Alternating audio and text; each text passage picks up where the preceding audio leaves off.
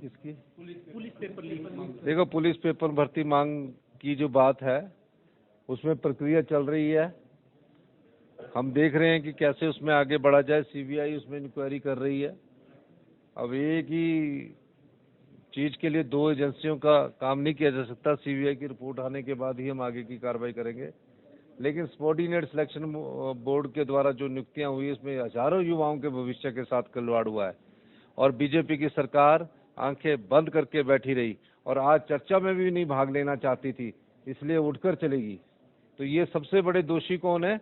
जो उस 5 साल में आंखें बंद करके बैठे रहे और आज जब चर्चा, उनको पता था कल से चर्चा लगी थी, कोई प्रश्न होता उसका जवाब ना मिलता उस पर भागते।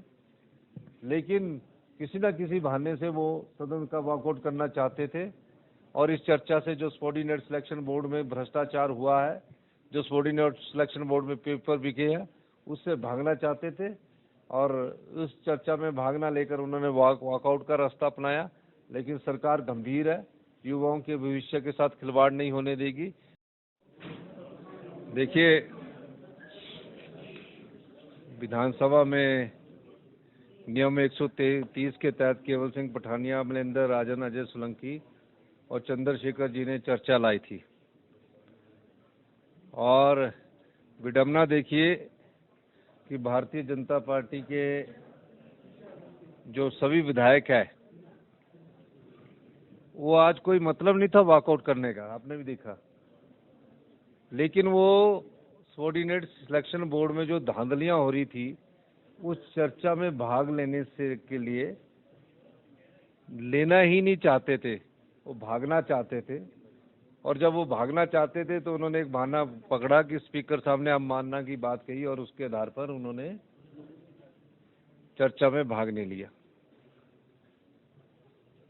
मैंने अंदर विधानसभा में पूरे जो प्रश्न थे उनका उत्तर दिया और कहा पेपर लीक होते थे, पेपर बेचे जाते थे, 22 आदमियों को अरेस्ट कर लिया गया है और जो और आदमी हैं उनके खिलाफ भी हम कार्रवाई कर रहे हैं। निश्चित तौर पर मैं ये कह सकता हूं कि जो भी इसमें सम्मिलित पाया जाएगा उसके खिलाफ कड़ी से कड़ी कार्रवाई की जाएगी। पेपर लीक करवाया जाता था, 50,000, 2-2 लाख, 2.5 लाख रुपए में पेपर बेचा जाता था और पूरा आंसर शीट भी मैंने आपको बताई कि आंसर शीट के पेपर भी उनको बता दिए जाते थे और उस आधार पर उनका चयन होता था। हमने ये कहा है कि जब तक नया कोई चयन योग्य नहीं बन जाता तब तक Himachal Pradesh public service commission के तहत हमारी पोस्टें भरने की प्रक्रिया शुरू हो चुकी है और नया चयन योग्य जब तक नहीं बन जाता तब तक Himachal Pradesh public service commission ही सभी एग्जाम्स को लेगा। में कोई सम्मिलित पाए जाएंगे उनके खिलाफ भी हमारी सरकार कड़े से कड़ा कदम उठाएगी। जिन युवाओं के अभी टेस्ट नहीं हुए हैं लेकिन उनके पेपर लीक हो गए हैं, अगर उनकी एज उस समय जब उन्होंने फॉर्म भरा था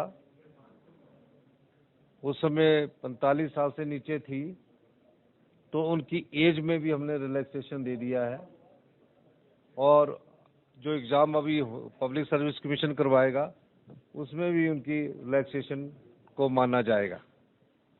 जो नया चयन आयोग जो बनेगा उसके लिए दीपक सानंद जी के नेतृत्व में एक कमेटी का गठन कर दिया गया, 3 सदस्य, जो अपनी रिपोर्ट जल्दी ही सरकार को देगी और उसके बाद जो नया आयोग होगा वो हमीरपुर में इतना बड़ा इंफ्रास्ट्रक्चर है वहीं खोला जाएगा। उस दृष्टि से जो चयन कमेटी है हमारी वो पारदर्शिता कैसे बने, कैसे पेपर लीक ना हो, उस दृष्टि से काम करना उसने शुरू कर दिया और आने वाले समय में जल्दी ही नए आयोग का गठन करके हमीरपुर में उसका कार्यालय को स्थापित कर दिया जाएगा। लेकिन तब तक सभी जो एग्जाम होंगे वो Himachal Pradesh public service commission लेगा।